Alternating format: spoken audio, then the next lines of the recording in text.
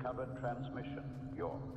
York Minster, properly known as the Cathedral and Metropolitical Church of St. Peter in York, stands as one of the largest and most significant Gothic structures in Northern Europe. Construction of the current building began in 1220 and spanned over 250 years, resulting in a masterpiece of decorated and perpendicular styles. The cathedral is renowned for its vast collection of medieval stained glass, including the Great East Window, which is the largest expanse of medieval glass in the world. The central tower rises 71 meters, supported by foundations that rest upon the remains of a Roman fortress. As the seat of the Archbishop of York, it serves as a primary ecclesiastical center for the Church of England.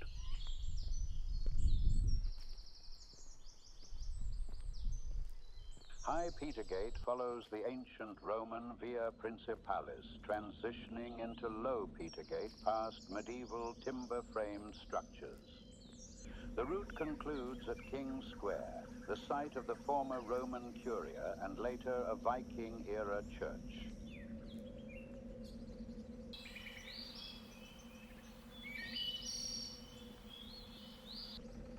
The Shambles is recognized as one of the best preserved medieval streets in Europe, characterized by its timber-framed buildings that lean inward over the narrow cobblestone path. Shambles Market occupies a central space within the historic core, serving as a hub for local commerce and trade. It houses numerous permanent stalls, offering fresh produce, crafts, and various goods, continuing a tradition of open-air markets that has existed in York for centuries.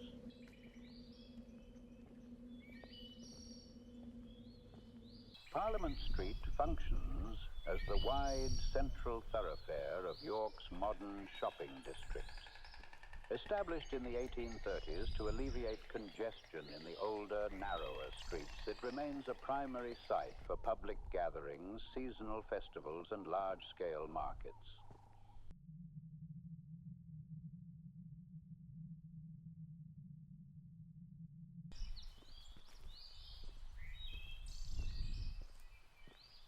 Jorvik occupies the site of a significant archaeological excavation that uncovered the well-preserved remains of the 10th century Viking city.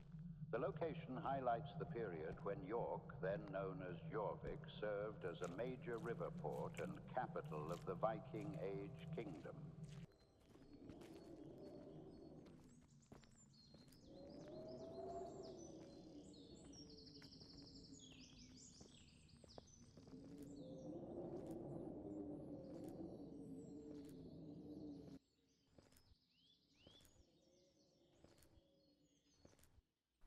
Clifford's Tower is the largest remaining structure of York Castle, situated atop a steep grass mound.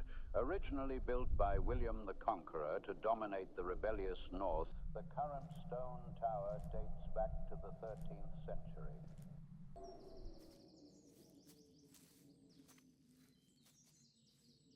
York Castle Museum is housed in 18th century prison buildings, including the former debtors' prison and the female prison.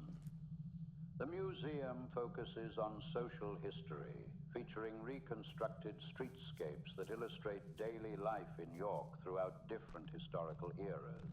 Its collections include a wide array of everyday objects, military artifacts, and costumes that document the changing lifestyles of the region's inhabitants.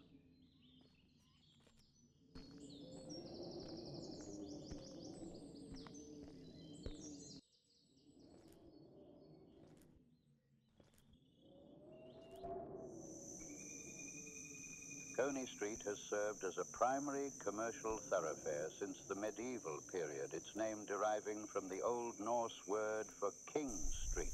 It leads towards St. Helens Square, where Betty's Cafe Tea Rooms has operated since 1936.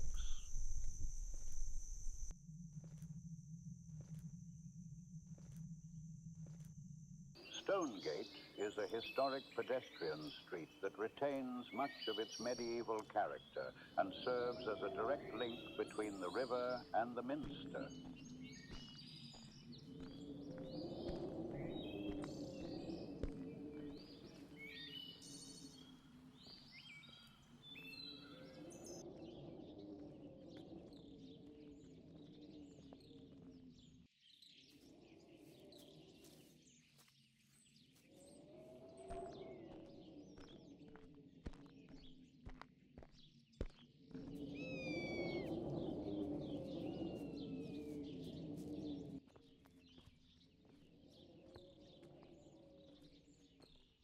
York Station opened in 1877 and was, at the time, the largest railway station in the world. It is a prime example of Victorian engineering, featuring a dramatic curved train shed supported by ornate cast iron columns and trusses.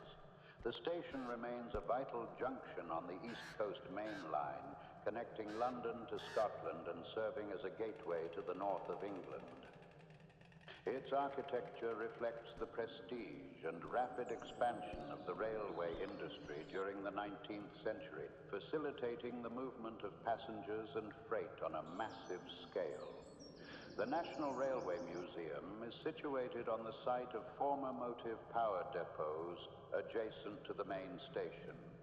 It houses a globally significant collection of locomotives and rolling stock, including the Mallard, which holds the world speed record for steam locomotives, and a variety of royal carriages.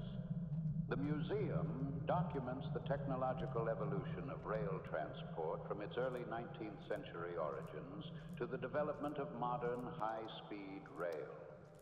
Large-scale exhibits demonstrate the engineering challenges overcome during the Industrial Revolution and the profound impact of the railway on global society and economy.